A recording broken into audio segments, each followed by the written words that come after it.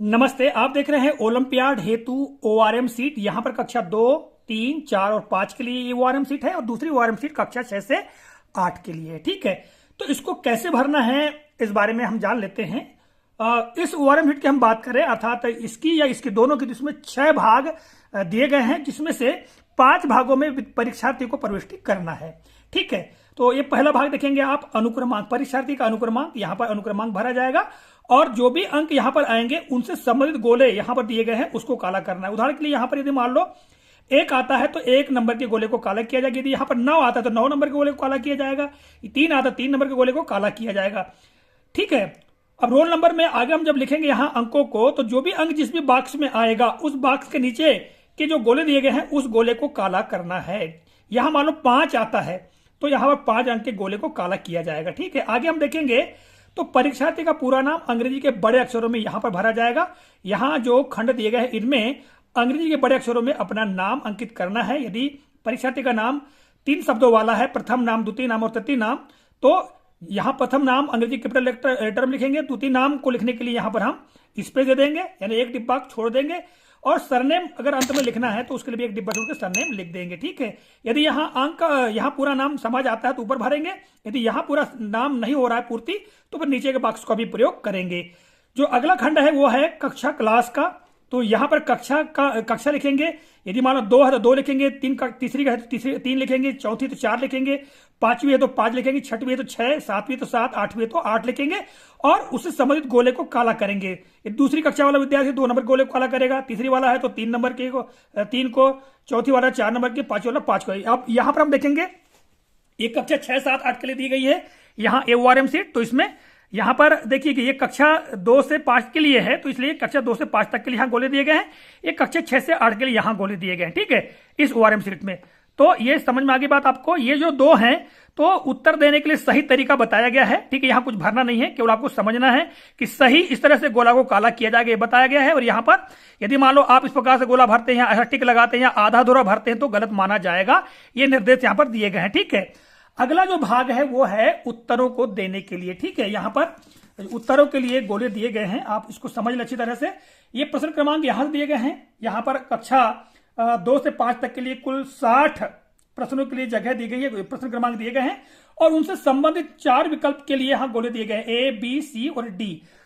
विद्यार्थी प्रश्न पत्र से प्रश्नों को पढ़ेंगे, समझेंगे और जो भी उत्तर सही होगा, यानी जो भी विकल्प सही होगा A, B, C या D, तो उससे संबंधित गोले को इस ओआरएम शीट में काला करना है। उदाहरण के लिए प्रश्न क्रमांक 1 के लिए C नंबर का गोला, C नंबर का प्रश्न विकल्प सही है तो C नंबर पे के गोले को हम काला करेंगे, जैसा कि इस प्रकार काला करने के लिए बताया गया है। ठीक है, आगे हम देखें तो अगले खंडों में हम देखें यहां पर, तो यहां पर 2 बॉक्स दिए गए हैं। ये पहला बॉक्स दिया गया है परीक्षार्थी के हस्ताक्षर के लिए। तो विद्यार्थी के यहाँ साफ सुथरे हस्ताक्षर बीचों बीच में होना चाहिए और यहां पर पर्यवेक्षक को अपने हस्ताक्षर करना चाहिए। ठीक है, यही जानकारी सेम इस ओआरएम सीट में दी गई है, कक्षा 6 से 8 के लिए दी गई है। तो इसमें प्रविष्टि करना है रोल नंबर, कैपिटल लेटर में नाम पूरा, ठीक है, अंग्रेजी कैपिटल लेटर में यहां कक्षा और यहां पर उत्तरों को अंकित करना है। कक्षा 6 से 8 के लिए 1 से 130 तक के लिए गोले दिए गए हैं। ठीक है, तो जो भी प्रश्न का जो भी विकल्प सही हो उसके गोले को यहां से काला करना है। काला करने का तरीका यहां बताया गया है। ठीक है, यहां हस्ताक्षर हो जाएंगे परीक्षार्थी के गोले बॉक्स के अंदर और यहां पर्यवेक्षक के हस्ताक्षर हो जाएंगे। हम पीछे तरफ देखें तो यहां पर निर्देश दिए गए हैं। इन निर्देशों को भी हम एक बार समझ लेते हैं ताकि आपका समय बच सके। वहां पर यहां क्या दिया गया है कि परीक्षार्थी अपना अनुक्रमांक निर्धारित स्थान पर लिखे तथा नीचे दिए गए गोलों के HB पेंसिल से काले नीले बॉल पेन से भरे। परीक्षार्थी का जो अनुक्रमांक है, जैसे ये निर्धारित स्थान दिया गया है, ये बॉक्स दिए गए, इन बॉक्स के अंदर ही भरना है। प्रत्येक अंक को यहां पर, जैसे पहला रोल नंबर का पहला अंक, दूसरा अंक, तीसरा अंक, जितने भी अंकों का रोल नंबर है, ठीक है, अनुक्रमांक है, उसको यहां पर निर्धारित पर भरना है और उससे संबंधित गोले को यहां पर काला भी करना है। कौन सी पेंसिल से? HB पेंसिल या काले या नीले बॉल पेन से। ठीक है, आगे कहा गया है परीक्षार्थी अपना नाम निर्धारित स्थान पर अंग्रेजी के कैपिटल लेटर यानी बड़े अक्षरों में लिखे। तो यहां पर अंग्रेजी के बड़े अक्षरों में लिखना है और मन जैसा कि आपको पता है लिखने का तरीका, उसका प्रयोग करना है। तीसरा है परीक्षार्थी अपनी कक्षा को निर्धारित स्थान पर लिखे तथा उसके सामने के गोले को HB पेंसिल या काले नीले बॉल पेन से भरें। यहां पर कक्षा लिखना है, 6 है, 7 है, 8 है, या इसके ओआरएम शीट की बात करें तो 2, 3, 4, 5 है, तो वो कक्षा को इस बॉक्स के अंदर लिखना है और संबंधित गोले को काला करना है। 6वीं वाले यहां पर करेंगे, 7वीं वाले यहां पर, 8वीं वाले यहां पर। अगला है, अपना उत्तर अंकित करने के लिए प्रश्न क्रमांक के सामने दिए गए गोले को एचबी पेंसिल या काले नीले पान पेन से भरे। जैसा कि मैंने आपको बताया, ये प्रश्न क्रमांक दिए गए हैं, उनसे संबंधित 4 विकल्प के गोले हैं। जो भी विकल्प सही होगा उसके गोले को काला करना है।